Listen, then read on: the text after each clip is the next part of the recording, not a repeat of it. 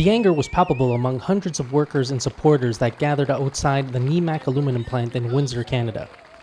In July, employees of the auto parts manufacturer were told that the factory would close 2 years before their collective agreement expired. Tony Corrin, an analyst at the plant, is one of over 200 workers that stands to lose their job. Well, we were off for 3 weeks. We were laid off from Nemak, and then we came back and on the Monday, and then on Tuesday, July 15th, they told us that the plant was closing. After talks with Nemak's owners failed, Tony and her co-workers decided to shut down and occupy the plant on Labor Day.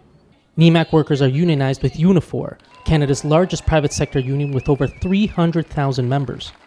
For union official Mike Kemp, the company is not only breaking their agreement with their workers, but also with Canada's government.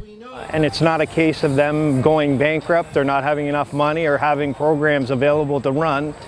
They want to take money that they've received from the government for new technology and take that technology to Mexico and pay those workers less wages and less benefits and leave the people that work here and their families stranded. In 2017, the Mexican-based Nemak received $3 million from the Canadian government.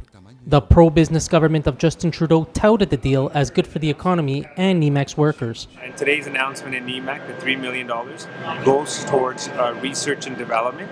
And of course, that's very important to make sure that we continue to have products that are competitive, that are part of global supply chains, that add value.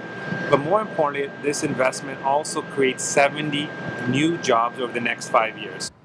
Though the funds were directly linked to maintaining jobs as well as the collective agreement signed by the union, workers were critical of the lack of conditions which allowed the company to break its commitment despite taking the money.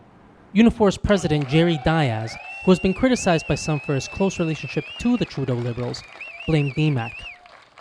As you see in 2017, this greedy corporation here, Nemak, went to the government and they received $3 million in money for research and development.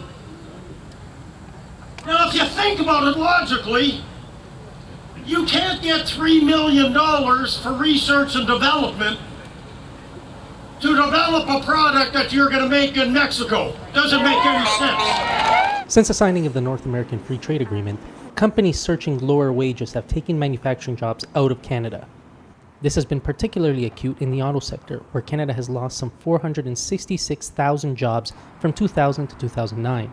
For cities like Windsor, whose economy is largely driven on auto manufacturing, like in neighboring Detroit, the job losses are felt by many. I'm a single parent, you know what I mean? I have a mortgage.